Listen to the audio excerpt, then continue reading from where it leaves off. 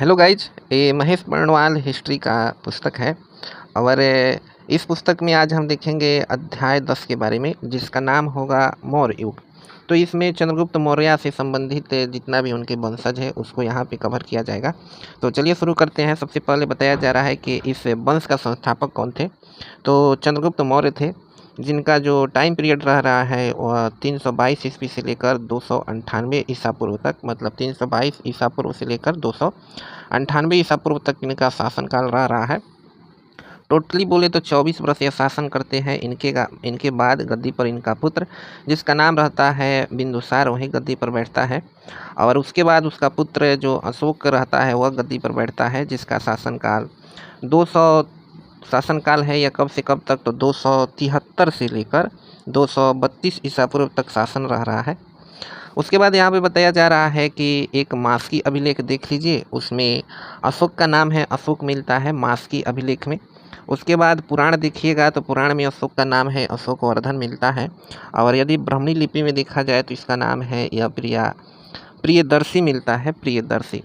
अशोक का जो उत्तराधिकारी होते हैं उसमें दशरथ होते हैं, जिनको बंधु पालित भी कहा गया है। उसके बाद संप्रति होते हैं, उसके बाद शालीसुक होते हैं, उसके बाद देववर्मन होते हैं, उसके बाद सत्व धनवा होते हैं, और उसके बाद बृहदर्थ होते हैं, जो अंतिम मौर्य शासक रहते हैं। इनका शासनकाल 187 ईसा पूर्व से 184 ईसा पूर्व, 3 वर्ष का इनका शासनकाल रहता है।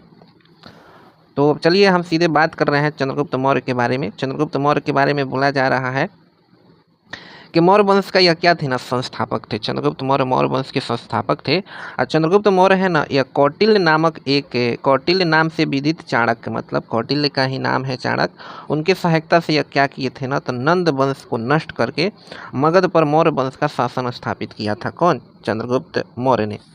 अगर विभिन्न स्रोतों को देखें, इन स्रोतों में पहला स्रोत आ रहा है ब्राह्मण परंपरा। इस स्रोतों में देखा जाए तो बताया गया है कि जो समुद्रगुप्त है ना, समुद्रगुप्त नहीं, चंद्रगुप्त है ना, यह एक शूद्र माता से जन्मा हुआ पुत्र है, जिसकी नाम रहता है मूरा, मतलब मूरा नामक एक शूद्र स्त्री से इनकी जन्म होती है। और ये जो मूरा रहती है वह नंद जो राजा रहते हैं लोगनों, उनके दासी के रूप में काम करती है। तो वह ब्राह्मण ग्रंथ के बारे में बात हो रही है, ब्राह्मण संहिता में ये बात लिखा गया है। उसके बाद यदि बौद्ध संहिता के बारे में बात करें, बौद्ध ग्रंथ के बारे में बात करें, तो उसमें बताया गया है कि जो नेपाल का तराई क्षेत्र है ना, नेपाल का तराई क्षेत्र, इसी के आसपास जो गोरखपुर पड़ता है ना, इसी गोरखपुर में मौर्य नामक क्षत्रिय कुल रहता था। मौर्य नामक क्षत्रिय कुल रहता था। जो चंद्रगुप्त मौर्य है यह उसी कुल से संबंधित है, ये बात बताता है ब्राह्मण परंपरा। इसके बाद बात करते हैं कि जो विद्वान थे विलियम जोन्स, ओरेन हेस्टिंग के समय, इन्होंने बताया है कि जो विभिन्न ग्रंथों में सेंड्रोकोटस नाम लिखा गया है ना, तो इन्होंने बताया है कि विभिन्न यूनानी और ईरानी ग्रंथों में जो सेंड्रोकोटस नाम लिखा गया है ना, वो चंद्रगुप्त मौर्य का ही नाम लिखा गया है। मतलब सेंड्रोकोटस की पहचान चंद्रगुप्त मौर्य से विलियम जोन्स किए हैं। ठीक है। एस्ट्रोबो ने भी इनके बारे में बोला है। एस्ट्रोबो कहता है कि चंद्रगुप्त मौर्य है ना, इसका एक नाम पालीब्रोथम है, पालीब्रोथम, जिसका अर्थ पाटलिपुत्रक भी बताया जाता है। तो ये एस्ट्रोबो कह रहा है। यदि हम मुद्रा राक्षस नाटक को देखें, जिसकी रचना कौन किए हैं? वैशाख दत्त करते हैं 9वीं शताब्दी में। तो ये भी क्या करता है ना, चंद्रगुप्त मौर्य के जीवन पर प्रकाश डालता है। ठीक है। चंद्रगुप्त मौर्य के बारे में बोला जा रहा है कि यह जो थे ना, यह बहुत बड़ा क्षेत्रों पर विजय प्राप्त किए और एक अखिल भारतीय साम्राज्य का स्थापना करते हैं। जस्टिन नामक एक विद्वान रहता है जो यूनानी रहता है, यह लिखता है कि चंद्रगुप्त मौर्य 6 लाख के फौज लेता है और समस्त भारत को विजित कर डालता है। मतलब ये बोलता है कि चंद्रगुप्त मौर्य है यह समस्त भारत का शासक थे, समस्त भारत को जीत लिया था। इसके बाद देखिए, अब चंद्रगुप्त मौर्य के बारे में कुछ खास बात बताया जा रहा है कि चंद्रगुप्त जो मौर्य रहते हैं, ये पश्चिमोत्तर भारत में एक शासक था जिसका नाम था सेल्यूकस निकेटर। जब सिकंदर था भारत से वापस लौटा, तो उस क्षेत्र का शासक वो सेल्यूकस निकेटर को क्या कर रहा है ना, नियुक्त कर रहा है। तो इसी सेल्यूकस निकेटर से क्या कर रहा है, चंद्रगुप्त मौर्य युद्ध कर रहा है।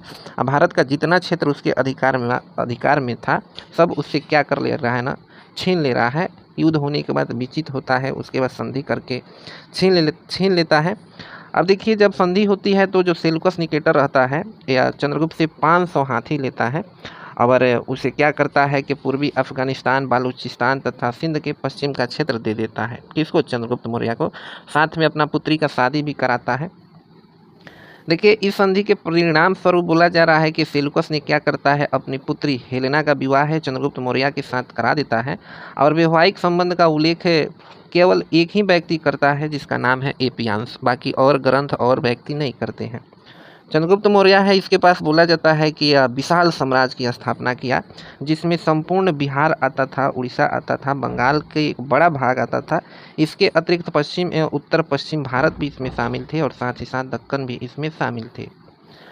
चंद्रगुप्त मौर्य के प्रशासनिक संगठन के बारे में बात किया जाए तो मगध साम्राज्य के उत्कर्ष की जो परंपरा किसने शुरुआत किया था, हार्यक वंश के शासक बिंबिसार ने आरंभ किया था, वो चंद्रगुप्त मौर्य के समय में आकर चरमोत्कर्ष पर पहुंच गया, मतलब अपने सबसे हाई पीक पर पहुंच गया।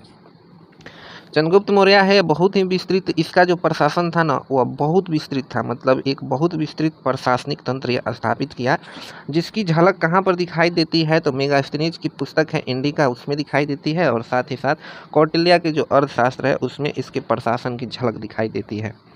आगे बोला जा रहा है कि चंद्रगुप्त मौर्य का साम्राज्य का विस्तार था, यदि हम देखें कहाँ से कहाँ तक फैला हुआ था तो उत्तर पश्चिम में यह हिंदुकुश पर्वत से लेकर दक्षिण में उत्तरी कर्नाटक तक तथा पूर्व में देखें तो मगध से लेकर पश्चिम में सौराष्ट्र तक इसका साम्राज्य फैला हुआ था। आगे बात किया जा रहा है कि जो मेगास्थनीज था ना, ये यूनान का जो शासक था सेल्यूकस निकेटर, उसी का दूत था। और सेल्यूकस निकेटर ही ने क्या किया था, उसको चंद्रगुप्त मौर्य के दरबार में भेजा था और इसने इंडिका नामक पुस्तक की रचना की थी। इस पुस्तक में बात करें केवल पाटलिपुत्र का ही नहीं वर्णन है, बल्कि संपूर्ण मौर्य साम्राज्य के शासन का वर्णन किया गया है इस पुस्तक में। कौन पुस्तक में? इंडिका में। जो इंडिका में बात करते हैं तो इंडिका में मौर्य काल के प्रशासन, मौर्य काल के समाज और मौर्य काल के अर्थव्यवस्था पर भी प्रकाश डाला गया है। ये जो मौर्य साम्राज्य होता है, इंडिका बताता है कि जो मौर्य साम्राज्य था ये अनेक प्रांतों में विभक्त था तथा प्रांत छोटी छोटी अन्य इकाइयों में विभक्त थी। मतलब प्रांत था, मतलब जो साम्राज्य था वो अनेक प्रांतों में विभक्त था और प्रांत भी था बहुत सारे अन्य इकाइयों में विभक्त हुआ करता था। ये बात कौन बताता है? इंडिका बताता है। अब प्रांत जो अन्य इकाइयों में विभक्त था उसमें क्या होता था, तो देखिए प्रांतों को जिला में विभक्त किया गया था और जिला का प्रशासन जिसके हाथ में होता था, जिला का जो मालिक होता था उसको स्थानिक कहा जाता था, जो समाहर्ता के नियंत्रण में काम करता था। तो इंडिका कहता है कि प्रांत था, इसको जिला में विभक्त किया गया था। जिला का प्रधान जो शासक होता था या प्रशासन के प्रधान होता था उसको स्थानिक कहा जाता था और वो समाहर्ता के नियंत्रण में काम करता था। तो आप समझ गए, स्थानिक का मतलब जिला मजिस्ट्रेट बोल सकते हैं।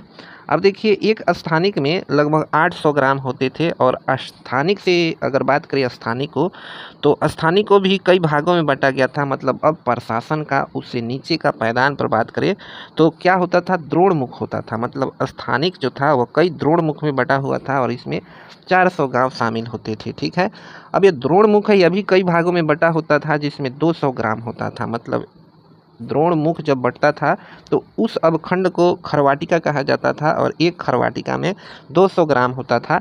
खरवाटिका भी बटता था तो 100 ग्राम मतलब 100 गांव को मिलाकर एक प्रशासनिक तंत्र का गठन किया गया था, जिसको क्या बोला जाता था, तो संग्रहण होता था। शासन की जो सबसे छोटी इकाई होती थी यह ग्राम होती थी, जिसकी प्रशासन ग्रामीण के हाथ में था। तो यहाँ पर एक बात क्लियर करते हैं हम कि सबसे पहले हमारा क्या हो गया, साम्राज्य हो गया। साम्राज्य बटा किस में, तो प्रांत में बटा। प्रांत किस में बटा, तो स्थानिक में बटा। स्थानिक किस में बटा, तो द्रोणमुख में बटा। द्रोणमुख किस में बटा, तो खरवाटिका में बटा। और खरवाटिका किस में बटा, तो संग्रहण में बटा। और संग्रहण किस में बटा, तो गाँव में बटा, जिसका प्रशासन प्रमुख कौन होता था, ग्रामिक होता था।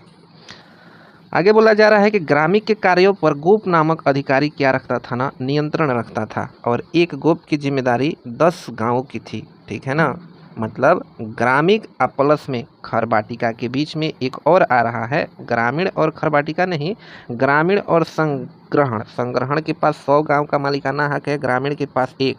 लेकिन इन दोनों के बीच में एक और प्रशासनिक तंत्र दिखाई देता है जिसका नाम क्या है, जिसका नाम है गोप। और यह क्या करता है, 10 गांवों का जिम्मेदारी इस पर थी। गोप एवं अन्य ग्राम प्रशासन के जो अधिकारी रहते हैं, इनके कार्यों को देख रेख करने के लिए प्रदेष्ट भी समाहर्ता की मदद करते थे। मतलब प्रदेष्ट थे जो किसके कामों को देख रेख करते थे, गोप की कामों को देख रेख करते थे। ग्रामांचल और नगरांचल दोनों प्रशासन की व्यवस्था थी। अब बोला जा रहा है, कुछ शहर का नाम लिया जा रहा है, जैसे पाटलिपुत्र, कौशाम्बी, उज्जैनी और तक्षशिला। ये प्रमुख नगर हुआ करते थे उस समय। नगर का मतलब शहर हुआ करते थे। कौटिल्य का जो अर्थशास्त्र है, इसमें एक विस्तृत नौकरशाही का उल्लेख किया गया है और राज्य के विभिन्न विभागों की देखरेख करने के लिए अनेक पदाधिकारियों की नियुक्ति किया गया था।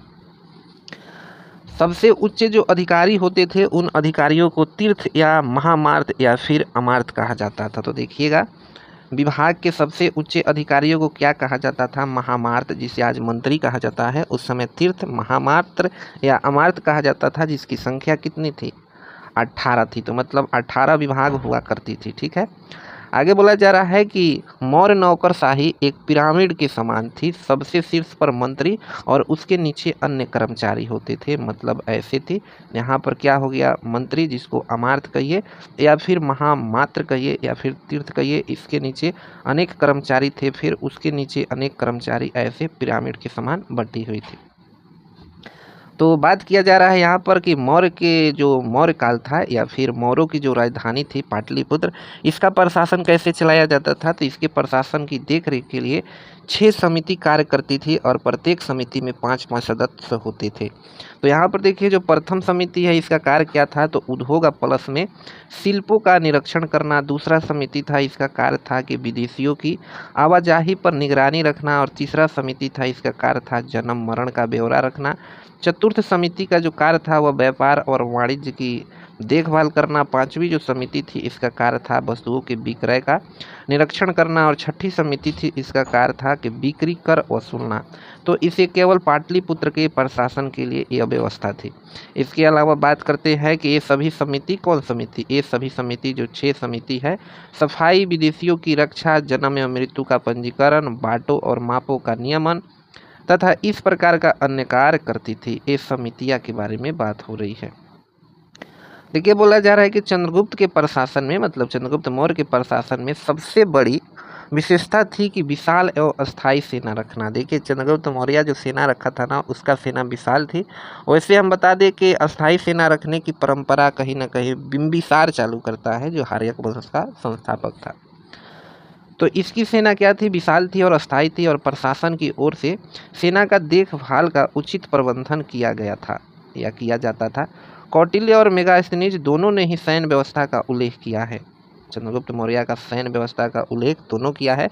जैसे कौटिल्य कहता है कि चंद्रगुप्त मौर्य की जो सेना थी ना, ये चतुरंगड़ी सेना थी। और चतुरंगड़ी सेना का मतलब होता है कि पैदल, हाथी, घोड़े, रथ, ये चारों रहे।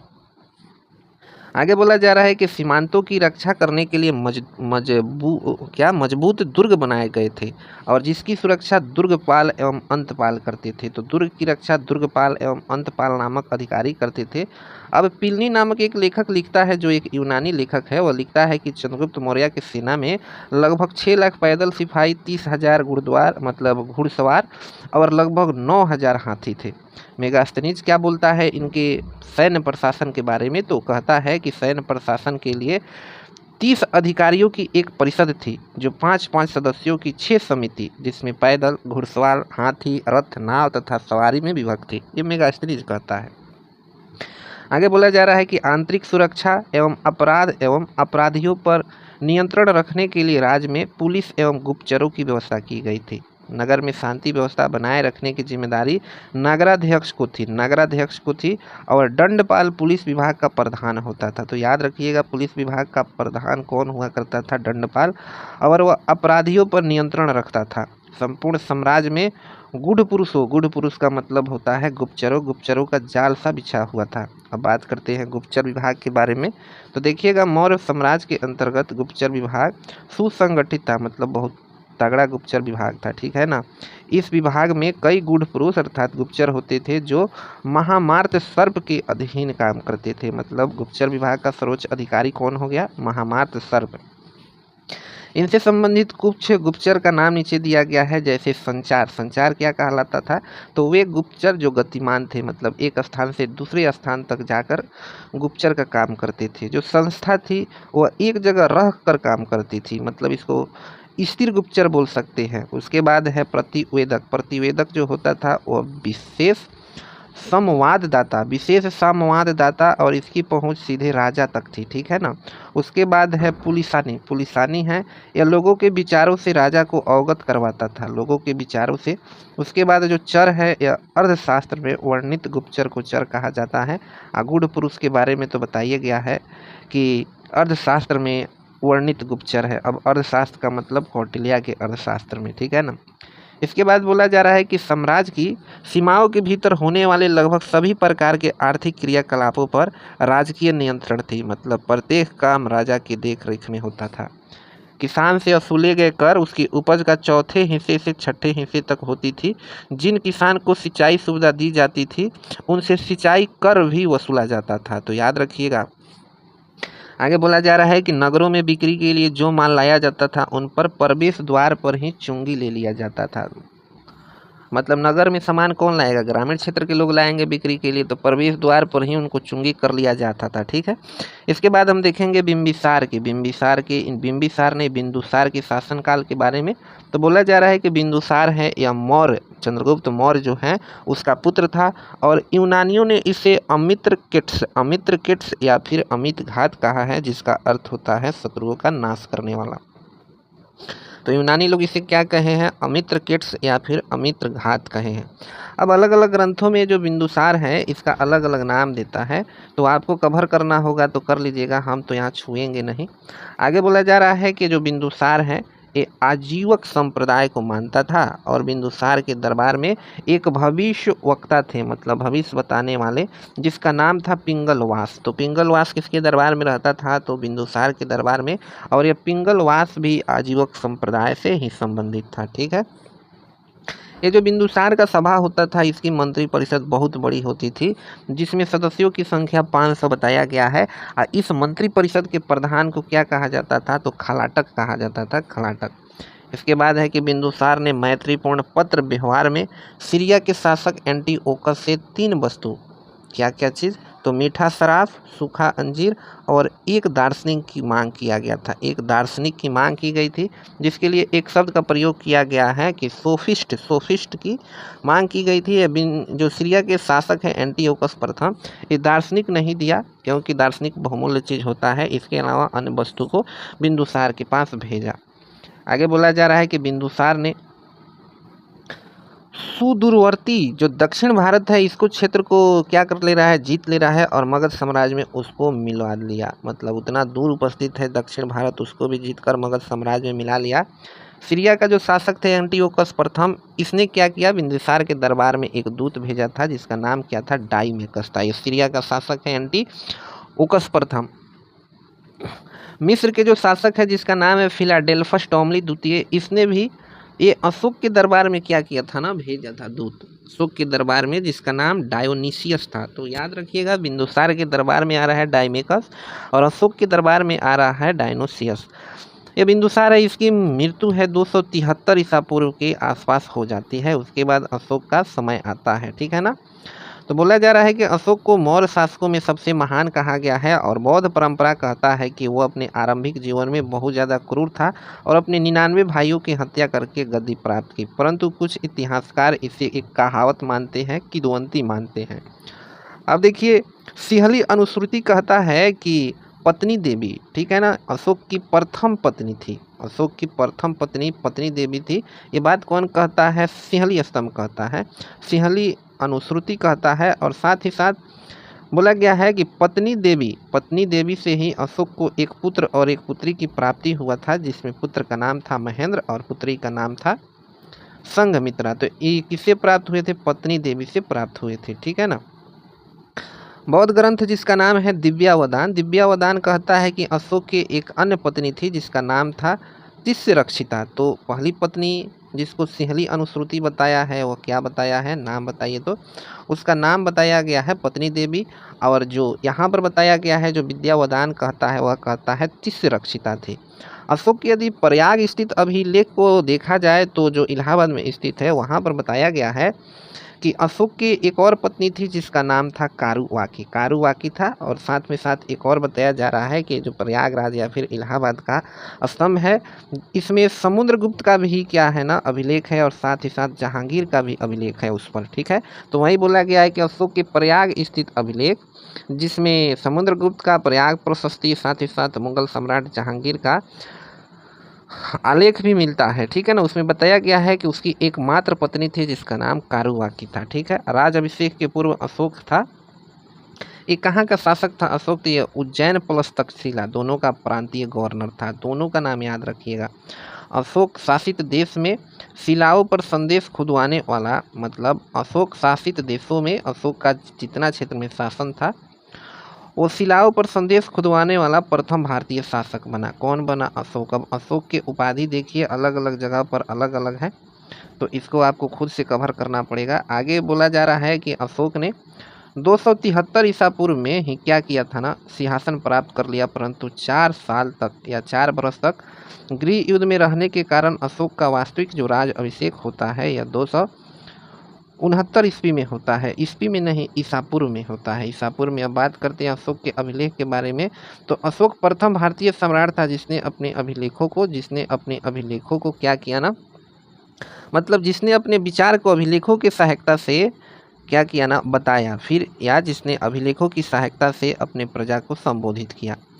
शिलालेख के बारे में बताया जा रहा है कि शिलालेख पहाड़ों को काटकर शिलाखंडों को समतल कर उस पर उत्कीर्ण किए जाते थे। पहाड़ों को काटकर क्या किए जाते थे? उत्कीर्ण किए जाते थे। आगे बोला जा रहा है कि गुर्जरा, मास्की, नेटूर, उदगोलम अभिलेख पर अशोक का वास्तविक नाम मिलता है। अन्य सभी अभिलेखों में केवल देवना प्रिय अर्थात देव का प्यारा इसका उपाधि मिलता है। तो देख लीजिए यहाँ पर अशोक का अशोक नाम 4 अभिलेख में मिलता है, जिसमें गुर्जरा है, मास्की है, नेटूर है, उदगोलम है।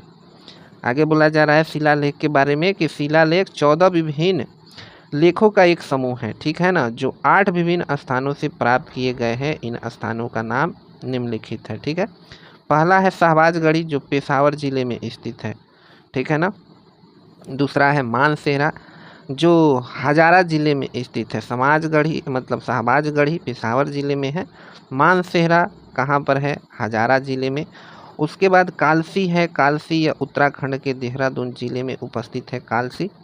इसके बाद गिरनार है, गिरनार एक काठियावाड़ में जूनागढ़ के समीप स्थित गिरनार की पहाड़ी पर है। या धौली है, धौली यह उड़ीसा के पुरी जिले में स्थित है। जौगढ़ है, यह भी उड़ीसा के गंजाम जिले में स्थित है। और एरागुड्डी है, यह आंध्र प्रदेश के कुर्नूल जिले में स्थित है। सोपारा है, या महाराष्ट्र प्रांत के ठाणे जिले में स्थित है। आगे बोला जा रहा है कि धौला तथा जौगढ़ के शिलालेख में 11वें, 12वें और 13वें अभिलेख के स्थान पर 2 अन्य अभिलेख खोदे गए हैं। इसके अलावा बाकी और में एक समान अभिलेख है। तो अन्य अभिलेख खोदे गए हैं जिसके कारण इसको पृथक कालिंग प्रज्ञापन कहा गया है। तो याद रखिएगा धौला मतलब धौली या प्लस में जौगढ़ अभिलेख में यह क्या किया गया है ना, अलग बात लिखा गया है 11वां, 12वां, 13वां नंबर पर। आगे क्या बोला जा रहा है? आगे बोला जा रहा है कि इस अभिलेख में कालिंग राज के प्रति अशोक के शासन नीति के विषय में बताया गया है। कालिंग राज के प्रति अशोक के शासन नीति के बारे में बताया गया है। उसके बाद हम बात करते हैं लघु शिलालेख पर। तो लघु शिलालेख है या 14 शिलालेख के मुख्य वर्ग में शामिल नहीं किया गया है, मतलब 14 शिलालेख के बाद अलग से कुछ और शिलालेख है जिसको लघु शिलालेख कहा गया है। तो वही बोला जा रहा है इस कारण इसे लघु शिलालेख कहा गया है। या निम्न स्थानों से प्राप्त हुए। अभी कहाँ कहाँ से प्राप्त हुए हैं? तो जैसे देखिए एक का नाम है रूपनाथ, या मध्य प्रदेश के कहाँ पर है? मध्य प्रदेश के जबलपुर जिले में स्थित है। दूसरा का नाम है गुर्जरा, या मध्य प्रदेश के दतिया जिले में है। तीसरा का नाम ससाराम है, बिहार में। चौथा का नाम भाबरू है जिसको बैराट शिलालेख भी बोला जाता है और राजस्थान में है। पांचवा का नाम मास्की है जो हैदराबाद के रायचूर जिले में है। छठा का नाम है या ब्रह्मगिरी है जो मैसूर के चित्तलदुर्ग जिले में है। सातवां का नाम यहाँ पर सिद्धपुर है जो ब्रह्मगिरी के 1 मील पश्चिम में स्थित है ब्रह्मगिरी। उसके बाद है जतिंग रामेश्वर, ये कहाँ पर स्थित है? तो यह ब्रह्मगिरी के 3 मील उत्तर पश्चिम में है। और एरारगुड्डी है, यह आंध्र प्रदेश के कुर्नूल जिले में है। गोबी मठ है, यह मैसूर के कोम्पल नामक स्थान के समीप स्थित है। उसके बाद पालकी गुंडम है, पालकी गुंडम तो जोबी मठ से 4 मंजिल की दूरी पर स्थित है। और राजुल है, राजुल या मंडगिरी राजुल मंडगिरी ये कहाँ है? तो ये आंध्र प्रदेश के कुर्नूल जिला में है। अहरौरा है या उत्तर प्रदेश के मिर्जापुर जिले में स्थित है अहरौरा। आगे बोला जा रहा है कि इसके अतिरिक्त सारो और मारो जो शहडोल मध्य प्रदेश तथा नेटुर मैसूर नामक स्थानों से लघु शिलालेखों की दो अन्य प्रतियां प्राप्त हुई है और भारतीय पुरातत्व सर्वेक्षण विभाग के कर्मचारियों ने जनवरी 1989 में कर्नाटक के गुलबर्गा जिले में स्थित सनाती नामक स्थान से अशोककालीन शिलालेख प्राप्त किया है। अब बात होगी स्तंभ लेख के बारे में। तो स्तंभ लेखों की संख्या 7 है जो 6 भिन्न भिन्न स्थलों में पाषाण स्तंभों पर उत्कीर्ण पाए गए हैं। ये इस प्रकार है। किस प्रकार है? तो पहला बोला जा रहा है, पहला कहाँ है? तो ये दिल्ली टोपरा में स्थित है। यह प्रारंभ में उत्तर प्रदेश सहारनपुर जो फरीदाबाद में है, उत्तर प्रदेश सहारनपुर जिले में स्थित था। मध्य युग में यह तुगलक शासक जिसका नाम फिरोज शाह तुगलक है उसके द्वारा दिल्ली लाया गया। इस पर अशोक के 7 अभिलेख उत्कीर्ण है, 7 अभिलेख उत्कीर्ण है, जबकि शेष स्तंभों पर केवल 6 लेख ही उत्कीर्ण है। दूसरा है दिल्ली मेरठ। तो बोला जा रहा है ये भी पहले मेरठ में था जो बाद में फिरोज शाह तुगलक द्वारा दिल्ली लाया गया। तीसरा है लौरिया अरेराज, यह बिहार के चंपारण जिले में स्थित है। चौथा है लौरिया नंदनगढ़, ये भी बिहार के चंपारण जिले में स्थित है और इस स्तंभ पर मोर का चित्र अंकित है। पांचवा है रामपुरवा जो बिहार के चंपारण जिले में स्थित है और छठा है प्रयाग, यह पहले कौशाम्बी में था जो बाद में अकबर द्वारा इलाहाबाद के किले में रखवाया गया। लघु स्तंभ लेखों के बारे में बात करें तो क्या बोला जा रहा है? लघु स्तंभ लेखों के बारे में बोला जा रहा है कि जो अशोक है, अशोक की जो राजकीय घोषणा है, अशोक की राजकीय घोषणा जिस स्तंभों पर उत्कीर्ण है उसे साधारण तौर से लघु स्तंभ लेख कहा जाता है। यह निम्न स्थानों से मिले हैं जैसे सांची, सारनाथ, कौशाम्बी और रूमनदेई निगलीवा। साथ ही साथ सांची, सारनाथ, कौशाम्बी के लघु स्तंभ लेख में अशोक के अपने महामात्रों को संघ के भेद रोकने का आदेश दिया है। तो सांची, सारनाथ और कौशाम्बी तथा प्रयाग के स्तंभ में अशोक की रानी कारुवाकी द्वारा दान दिए जाने के उल्लेख मिलता है और इसे रानी का अभिलेख कहा जाता है। तो याद रखिएगा जो कारुवाकी का अभिलेख है उसी को, एक मिनट, उसी के द्वारा दान दिए गए, मतलब वो दान दी थी इसका उल्लेख मिलता है, ठीक है ना, और इसे रानी का अभिलेख कहा जाता है। ठीक है, तो रानी का अभिलेख कौन हो गया? कौशाम्बी एवं प्रयाग के स्तंभ लेखों को रानी का अभिलेख कहा जाता है। रुमनदेई स्तंभ में अशोक द्वारा इस स्थान की धम यात्रा पर जाने का विवरण है। इस स्थान की धम यात्रा पर जाने का विवरण है तथा निगलवा के लेख में कनक मुनि के स्तूप के संवर्धन की चर्चा की गई है। कनक मुनि के स्तूप की संवर्धन की चर्चा की गई है। आगे देखिए, आगे क्या बोला जा रहा है?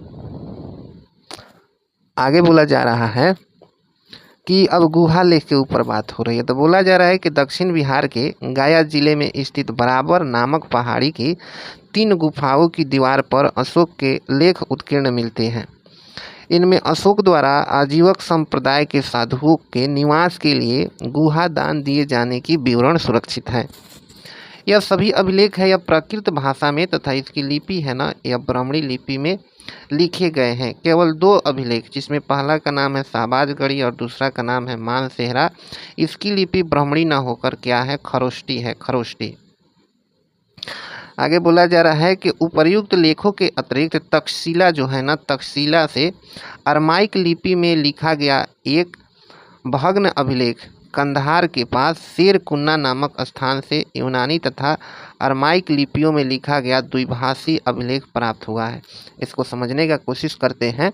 बोला जा रहा है कि उपर्युक्त के अतिरिक्त यदि आप तक्षशिला में देखें तो अरमाइक भाषा में लिखा गया एक भग्न अवशेष है। इसके अलावा कंधार में आप जाइएगा तो शेरकुन्ना नामक स्थान पर 2 भाषाओं में, मतलब 2 लिपियों में लिखी गई, जिसको द्विभाषी अभिलेख कहा जाता है, अभिलेख प्राप्त हुआ है। काबुल नदी के लेफ्ट किनारे पर जलालाबाद के ऊपर स्थित लघमान नामक स्थान से अरमाइक लिपि में लिखा गया अशोक का एक अन्य अभिलेख प्राप्त हुआ है। अब देखिए बोला जा रहा है कि सारी मनुष्य मेरे संतान या फिर प्रजा है। जिस प्रकार मैं अपने संतान के लिए अलौकिक एवं पारलौकिक कल्याण की कामना करता हूँ, उसी प्रकार अपनी प्रजा के लिए भी करता हूँ। यह कालिंग के पृथक शिलालेख में कहा गया है। जैसे एक माँ अपने संतान के लिए एक कुशलधाय को सौंपकर निश्चिंत हो जाती है, उसी प्रकार मैंने भी राजकों को नियुक्त किया है, जिसको साम्राज्य को सौंपकर मैं भी निश्चिंत हो जाऊंगा। ये कहाँ लिखा गया है? ये भी प्रथम पृथक शिलालेख में लिखा गया है। और साथ ही साथ सभी पंथों के मध्य आत्मनियंत्रण एवं मन की पवित्रता होनी चाहिए। यह कहाँ लिखा गया है? यह 7वें शिलालेख में लिखा गया है। अब देखिए ये अशोक का कौन सा अभिलेख कहाँ है, इसको आपको खुद से तैयार करना पड़ेगा, ठीक है ना। यहाँ पर जैसे देखिए जौगढ़, यह उड़ीसा के गंजाम जिले में उपस्थित है। आगे बोला जा रहा है कि सर्वप्रथम 1837 ईस्वी में जेम्स प्रिसेप ने अशोक के शिलालेखों को पढ़ने में सफलता प्राप्त की। इस अभिलेख में अशोक की पहचान प्रियदर्शी के रूप में की गई है। अशोक की पहचान किस रूप में की गई है? प्रियदर्शी के रूप में। आगे देखिए आगे क्या बोला जा रहा है? आगे बोला जा रहा है कालिंग युद्ध के बारे में, ठीक है ना। तो बोला जा रहा है कि राजगद्दी पर बैठने के पश्चात अशोक द्वारा केवल एक युद्ध किया गया जो कालिंग युद्ध के नाम से प्रसिद्ध हुआ। अपने राज अभिषेक के 8वें बरस मतलब 261 ईसा पूर्व में अशोक ने कालिंग पर आक्रमण किया और कालिंग को जीत लिया, ठीक है। आगे बोला जा रहा है उसके अपने कथन के अनुसार, वह जो खुद बोला है उस कथन के अनुसार यदि देखें तो इस युद्ध में 1 लाख लोग मारे गए और 1.5 लाख लोग बंदी बनाए गए। इस युद्ध में अत्यधिक संख्या में हुए नर संहार से अशोक का हृदय क्या हुआ ना, वह हृदय परिवर्तन हो गया। ये सब ड्रामा बात है। हृदय परिवर्तन हो गया तो काहे ने कालीन को छोड़ दिया, अपने अधिकार में क्यों ले लिया। उसके बाद देखिए फिर यहाँ पर विभिन्न अभिलेख है, इसके खोज करता है, इसको भी आपको अपने से कवर करना पड़ेगा। वैसे सब इम्पोर्टेंट भी नहीं है, नहीं भी पढ़िएगा, मोटा मोटी देख लीजिएगा तभी काम चल जाएगा। अब देखिए बोला जा रहा है कि कालिंग युद्ध है एवं उसके परिणाम के विषय में अशोक के 13वें अभिलेख में विस्तृत सूचना प्राप्त है। बस जो उड़ीसा में मिला है ना, उस पर नहीं प्राप्त है, उस पर नहीं लिखा गया है। बोला जा रहा है कि उसने दूसरे राज्यों पर भौतिक विजय पाने की नीति छोड़कर सांस्कृतिक विजय पाने की नीति अपनाई। दूसरे शब्द में बोले तो भेरी घोष के बदले धम घोष की घोषणा की, ठीक है। अशोक ने पश्चिम एशिया तथा यूनानी राज्यों में अपने शांति दूत भेजे तथा श्रीलंका और मध्य एशिया में बौद्ध धर्म के प्रचार के लिए अपने धर्म प्रचारक भेजे, ठीक है। फिर आया कौन, कहाँ गया, इसको आपको कवर करना पड़ेगा। हम ऐसे एक भी पॉइंट को नहीं कवर कराएंगे क्योंकि वो एकदम से रटने वाला चीज़ है। अब देखिए अशोक अपने विजय के पश्चात कालिंग को अपने अधिकार में रखा तथा अपने साम्राज्य में मिला लिया। तो उतना उसको हृदय परिवर्तन हो गया, जब वहाँ के औरतों को इतना ज़्यादा विधवा बना दिया तो छोड़ काहे नहीं दिया, मतलब उसे राज को आज़ाद क्यों नहीं कर दिया। बोला जा रहा है कि अपने साम्राज्य के भीतर उसने एक तरह के अधिकारियों को नियुक्ति की जो राजू कहलाते थे। उन्हें प्रजा को केवल पुरस्कार ही नहीं बल्कि दंड देने का अधिकार प्रदान किया। मतलब राजू को इतना ज़्यादा पावरफुल बना दिया ना कि बोला कि पुरस्कार भी दे देना प्रजा को और दंड भी दे देना। अब देखिए अशोक की जो गृह नीति है, इस गृह नीति पर बौद्ध धर्म का क्या प्रभाव रहा, इसके बारे में हम बात करेंगे। तो देखिए कालिंग युद्ध के परिणाम स्वरूप अशोक बौद्ध हो गया। उसके बाद है कि बौद्धों को अपार दान दिया तथा बौद्ध स्थलों की यात्रा की। उसकी इस यात्रा का संकेत उसके अभिलेख में आए धम्म यात्रा शब्द से भी मिलती है। अशोक ने बौद्धों की तीसरी सम्मेलन या फिर संगति जिसको बोलते हैं संगीति, इसका आयोजन करवाया तथा धम्म प्रचारकों को केवल दक्षिण भारत में ही नहीं बल्कि श्रीलंका, बर्मा आदि देश भी भेजा। अशोक ने नारी सहित समाज के लिए धर्म महामात्र बहाल किए, ठीक है ना। वह कर्मकांडों का, विशेषकर स्त्रियों में प्रचलित अनुष्ठानों या रस्मों का वह विरोधी था। अशोक विरोधी था। बोला जा रहा है कि उसने अनेक प्रकार के पशु पक्षियों की हिंसा पर रोक लगा दी तथा राजधानी में प्राणियों की हत्या करना पूर्णतः निषिद्ध कर दिया। अशोक का जो धर्म था यह संकुचित नहीं था। उसका उपदेश था कि लोग माता पिता की आज्ञा माने, ब्राह्मणों तथा बौद्ध भिक्षुओं का आदर करें तथा दासों और सेवकों के प्रति दया रखे या फिर दया करे। आगे बोला जा रहा है कि अशोक ने लोगों को जियो और जीने दो के पाठ पढ़ाया। जीर्णोद्धार का पाठ पढ़ाया। अब इतिहास में अशोक का कैसे मूल्यांकन किया जाता है इस पर देखिए। तो अशोक ने अनेक उपलब्धियां प्राप्त की। निसंदेह प्राचीन विश्व के इतिहास में वह एक महान प्रचारक शासक हुआ। अशोक ने देश में राजनीतिक एकता स्थापित की। उसने एक धर्म, एक भाषा और प्रायः एक लिपि के सूत्र में संपूर्ण देश को बांध दिया। उसने यूनानी, प्राकृत तथा संस्कृत जैसे भाषाओं एवं विविध धार्मिक संप्रदायों को समन्वित किया, मतलब मिलाया, और उसने साम्राज्य के सुदूर भागों में अपने अधिकारियों को नियुक्त किया। इससे प्रशासन कार्य में लाभ हुआ और साथ ही विकसित गंगा के मैदान और पिछड़े दूरवर्ती क्षेत्रों के मध्य सांस्कृतिक संपर्क बढ़ा। फिर यहाँ पर है कि अशोककालीन विदेशी राजाओं के भारतीय नाम, विदेशी राजाओं के भारतीय नाम, तो इसको आप खुद से कवर करिएगा। आगे बोला जा रहा है कि इतिहास में अशोक का नाम उसकी शांति, अनाक्रमण और सांस्कृतिक विजय की नीति के लिए अमर है। ठीक है, अब देखिए पुराणों के अनुसार अशोक का उत्तराधिकारी तो कौन कौन हुआ।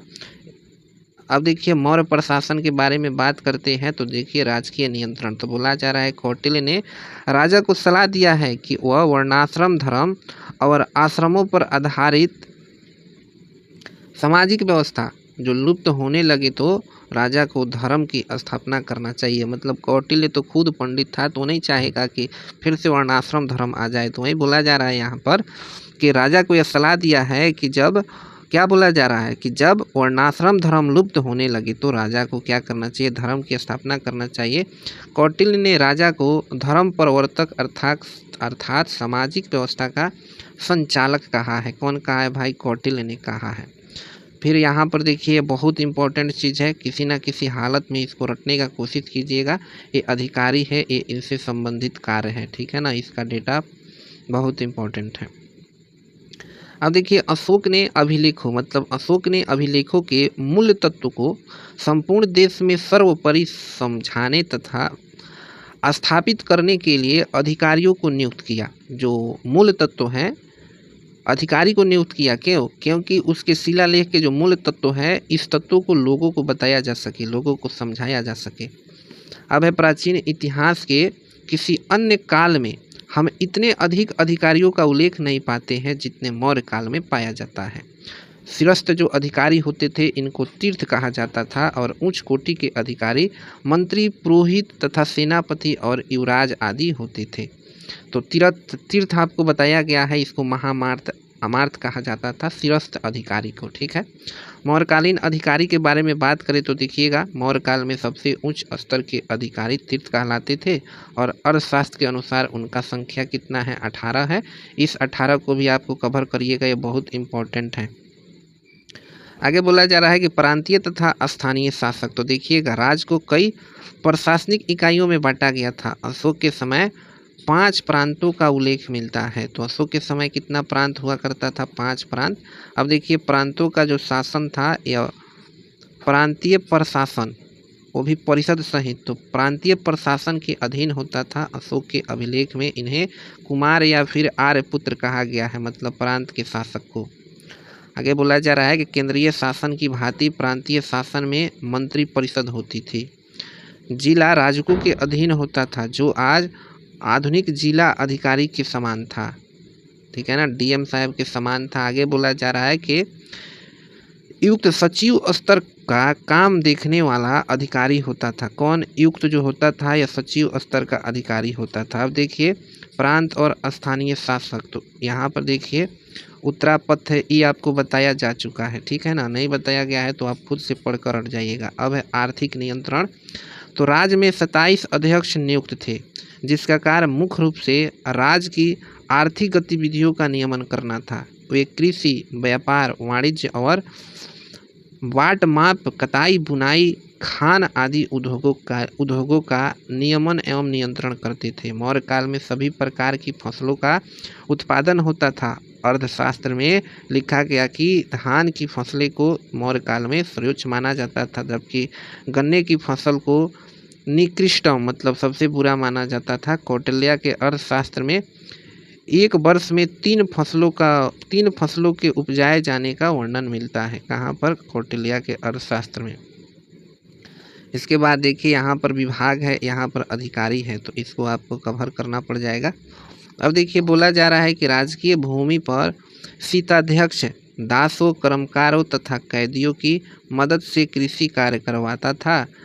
किसान अपने उपज का 1/6 से 1/4 भाग भूमि कर राज को देते थे। कौटिल्य के अर्थशास्त्र में कृषि कार्यों में दासों को लगाए जाने का व्यवस्था का उल्लेख मिलता है और मौर्य काल में दासों को कृषि कार्यों में बड़े पैमाना पर लगाया गया था और उनका मजदूरी भी नहीं दिया जाता था।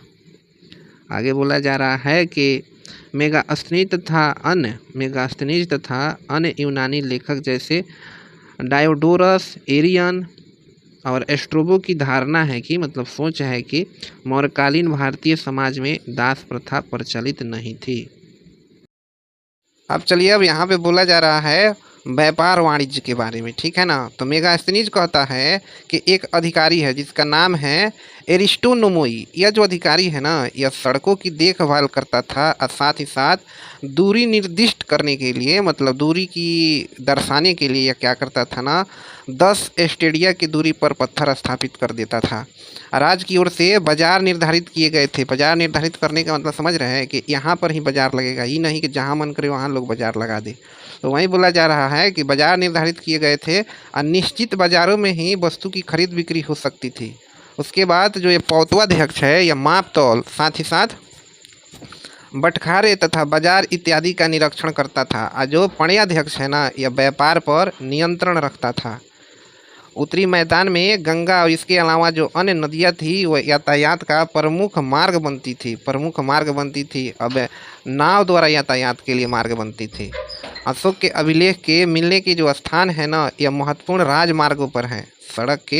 सड़क नहीं, पत्थर के स्तंभ कहाँ से लाए जाते थे, तो जो बनारसी के पास चुनार है ना, वहीं से तैयार किए जाते थे और वहाँ से उत्तर और दक्षिण भारत में पहुँचाए जाते थे। प्राचीन भारत में कर प्रणाली की दृष्टि से मौर्य काल क्या है ना, महत्वपूर्ण है। कौटिल्य ने कृषकों, शिल्पियों तथा व्यापारियों से उगाहे जाने वाले बहुत सारे कर के नामों का उल्लेख किया है। अब देखिए, जो यह समाहर्ता था, यह कर निर्धारण का सर्वोच्च अधिकारी होता था तथा जो सनिधाता था, ये राजकीय कोषागार या फिर भंडागार दोनों का क्या होता था ना, संरक्षक होता था। कौन? सनिधाता। कर निर्धारण का ऐसा विशद संगठन पहली बार मौर्य काल में दिखाई देती है। विशद मतलब बड़ा या फिर विधिवत। आगे बोला जा रहा है कि अर्थशास्त्र में उल्लेखित करों की लंबी सूची मिलती है। मयूर, पर्वत और अर्धचंद्र की छाप वाली आहत रजत मुद्राएं है ना, यह मौर्य साम्राज्य की मान मुद्राएं होती थी। मयूर, पर्वत और अर्धचंद्र वाली मुद्राएं, यह मुद्राएं प्रचुर मात्रा में देश भर में मिली है, मतलब देश के बड़े भाग पर मिली है। इसके बाद देखिए, हम बात करते हैं उद्योग के बारे में। तो उद्योग धंधों के संस्थानों को क्या कहा जाता था ना, श्रेणी कहा जाता था। और श्रेणियों के पृथक न्यायालय होते थे जो व्यापार व्यवसाय से संबंधित विवादों का क्या करते थे ना, निपटारा करते थे। श्रेणी न्यायालय के प्रधान को क्या कहा जाता था? महाश्रेष्ठी कहा जाता था, मतलब श्रेणी के न्यायालय के प्रधान को। फिर यहाँ पर कुछ दिया गया है जिसको आपको रटना है, मतलब किसको क्या कहा जाता है वही बताया जा रहा है। वैसे इन सभी के लिए आप टेंशन ना लीजिएगा। हम प्राचीन भारत जब ख़त्म करेंगे ना, तो उसके बाद रिपीट करेंगे, इस सब का ट्रिक खड़ा करेंगे। ये जितना बॉक्स बनाया गया है ना, इस सबको ट्रिक के साथ आपको याद करवा देंगे। इसके बाद बोला जा रहा है कि मुद्रा प्रणाली के बारे में आ जाइए। तो बोला जा रहा है कि मौर्य काल तक मुद्रा का प्रचलन हो चुका है। जब उत्तर वैदिक काल आप पढ़ रहे थे तो एक जगह हमने संकेत किया था कि देखिए यहीं से मुद्रा का प्रणाली शुरुआत हो रही है। तो देखिए यहाँ पर जो लक्षणाध्यक्ष है ना, यह मुद्रा व्यवस्था तथा राजकीय टकसाल का क्या होता था? नियंत्रक होता था, अधीक्षक होता था। मुद्रा के निर्माण तथा संचालन पर राज क्या करता था ना, राज का एक अधिकार था, मतलब राज ही मुद्रा का निर्माण कर देगा। दूसरा कोई कर दिया तो समझिए कि उसको जेल में डाला जाएगा। आगे बोला जा रहा है कि अर्थशास्त्र में विस्तृत मुद्रा प्रणाली की चर्चा की गई है। इसमें विभिन्न प्रकार के सिक्के, जिसमें क्या क्या नाम आएगा? पर्ण, सुवर्ण, कसारपण, मासक, काकड़ी, अर्ध काकड़ी इत्यादि का उल्लेख किया गया। ये सब मुद्रा का क्या है ना, नाम है। मुद्रा का प्रयोग देखिए तो चांदी और तांबे के सिक्के का उल्लेख है। चांदी के सिक्के 4 प्रकार के होते थे, पर्ण, अर्धपर्ण, पाद और अष्टभाग इत्यादि थे। और तांबे के सिक्के भी 4 प्रकार के होते थे, मासक, अर्धमासक, कांकड़ी तथा अर्धकांकड़ी। आगे बोला जा रहा है वास्तुकला पर, मतलब घर पर। तो देखिए, कला और वास्तुशिल्प में मौर्यों का योगदान बहुत ही मूल्यवान है। पत्थर से इमारत बनाने का कार्य बड़े पैमाने पर उन्होंने ही आरंभ किया था। पत्थर से इमारत बनाने का कार्य। मेगास्थनीज कहता है कि पाटलिपुत्र स्थित जो मौर्य प्रासाद है ना, इतना भव्य है जितना ईरान की राजधानी में बना प्रासाद है। ठीक है ना, मतलब राजा का महल है। पत्थर के टुकड़े और उनके ठूंठ आधुनिक पटना नगर के किनारे जो कुम्हार है वहाँ से पाए गए हैं, जो 80 स्तंभों वाले विशाल भवन के अस्तित्व का संकेत देते हैं। मौर्य शिल्पियों ने बौद्ध भिक्षुओं के निवास के लिए चट्टानों को काटकर गुफा बनाने की परंपरा प्रारंभ किया था। सबसे पुराने, अब देखिए इसका सबसे पुराना उदाहरण बराबर की गुफाएं हैं जो गया से 30 किलोमीटर की दूरी पर क्या है ना स्थित हैं। अब बात करते हैं अशोक के स्तंभ के बारे में। तो अशोक के स्तंभ ईरानी एवं यूनानी कला से प्रभावित हैं। अशोक के लाट पर जिस प्रकार की पशु आकृति बनी है वह हड़प्पा की पशु आकृति की परंपरा से क्या है ना मिलती जुलती है। कुछ लोग यह भी मानते हैं कि पत्थर पर चमकदार पॉलिश करने की कला भारत में ईरानी संपर्क से पहले का है, मतलब ईरानी संपर्क के पहले से ज्ञात थी। अब देखिए इसका एक प्रमाण काली मिट्टी के बर्तनों को पॉलिश कर चमकदार बनाने की प्रक्रिया में ढूंढा जा सकता है। पुनः ईरानी स्तंभ जहां नालीदार है, ईरानी स्तंभ जहां नालीदार है, नालीदार का मतलब समझ रहे हैं, मतलब बीच में होल है, तथा प्रस्तर जो खंडों है उसको जोड़कर बनाया गया है। तो वहीं प्रस्तर खंडों के जोड़ने से बना है। वहीं अशोक का जो लाट है ना वह सपाट एक ही पत्थर से बने हैं।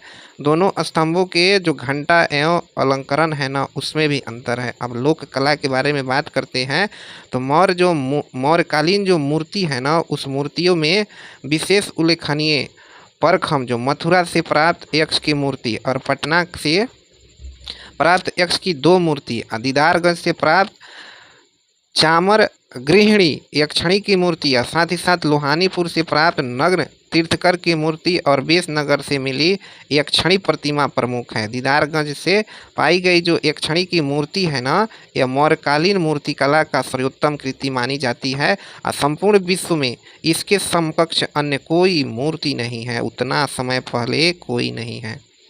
बोला जा रहा है भौतिक संस्कृति का विस्तार एवं राज्य पद्धति। तो देखिएगा गंगा के मैदानी क्षेत्र में भौतिक संस्कृति का आधार लोहा का प्रचुर प्रयोग, आहत मुद्रा, लेखन कला का प्रयोग, उत्तरी काले पॉलिशदार मृत भांड आदि है। ये सब क्या है ना, ये सब भौतिक संस्कृति के आधार हैं। गंगा के मैदान की भौतिक संस्कृति मौर्य काल में बड़ी ही तेजी से विकसित हुई। दक्षिण बिहार में लौह अयस्क आसानी से उपलब्ध था, अतः मतलब झारखंड में, अतः लोहे के उपकरणों का उपयोग अत्यधिक बढ़ा। इसी काल में मूठ वाली कुल्हाड़ी, हंसिया और फालों के साथ आरा वाला पहिया भी प्रचलित हुआ।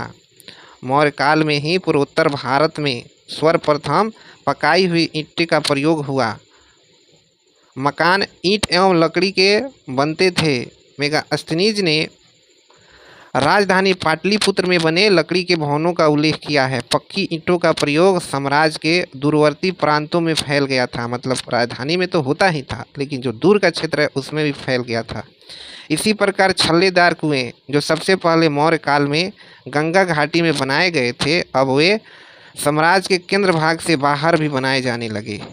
मध्य गंगा के मैदान की भौतिक संस्कृति के तत्व कुछ परिवर्तन के साथ उत्तरी बंगाल, कलिंग, आंध्र और कर्नाटक में भी पहुँचे। अशोक के अभिलेख के अनुसार चेर, चोल, पांड्य तथा सतीय पुत्र और साथ ही साथ ताम्रपर्णी या श्रीलंका के लोग मौर्य साम्राज्य की सीमा से लगे क्षेत्रों में बसते थे। क्या करते थे? बसते थे। अब फिर यहाँ पर देखिए पतन का कारण कैसे हुआ, इसको आप रट जाइएगा, नहीं रटना होगा तो हम तो खुद ही रटवा देंगे। इसके बाद देखिए 232 ईसा पूर्व में अशोक के प्रशासन के समाप्त होते ही इसका विघटन प्रारंभ हो गया। ह्रास एवं पतन के अनेक कारण थे जो निम्नलिखित है। जैसे देखिएगा पहला, ब्राह्मणों का प्रतिक्रिया। तो अशोक की नीति के कारण ब्राह्मणों की प्रतिक्रिया हुई और उसने पशु पक्षियों के वध को निषेध कर दिया। स्त्रियों में प्रचलित जो कर्मकांडीय अनुष्ठान है इसकी धज्जियाँ उड़ा दिया, मतलब उसको समाप्त कर दिया, उसका खिलिया उड़ाया। संभवतः इससे ब्राह्मणों की आय घट गई। उसके बाद है कि बौद्ध धर्म अपनाने के बाद अशोक ने यज्ञ विरोधी अशोक के यज्ञ विरोधी रुख से ब्राह्मणों को पर्याप्त हानि हुई, क्योंकि विभिन्न प्रकार के यज्ञों में मिलने वाली दान दक्षिणा पर क्या हो गया ना, वह लोग जीवन यापन करते थे उसी दान दक्षिणा पर। उसके बाद है मौर्य साम्राज्य के खंडहर पर खड़े हुए कुछ नए राज्यों के शासक ब्राह्मण हुए, ठीक है ना, जैसे शुंग वंश, ये सब कणव, ये सब ब्राह्मण हुए। तो मौर्य साम्राज्य के अवशेष पर शासन करने वाले शुंग कणव ये सब ब्राह्मण थे। पश्चिमी दक्कन और आंध्र में चिर अस्थायी राज स्थापित करने वाले सतवाहन भी क्या थे ना, ब्राह्मण थे। तो पहला कारण ये ब्राह्मण लोग का प्रतिक्रिया। दूसरा कारण वित्तीय संकट। अब क्या वित्तीय संकट आई, तो सेना एवं प्रशासनिक अधिकारियों पर होने वाले अत्यधिक खर्च के बोझ से मौर्य साम्राज्य के सामने वित्तीय संकट खड़ा हो गया। अशोक ने बौद्ध भिक्षुओं को इतना दान दिया कि राजकोष जो है ना वो लगभग खाली हो गया।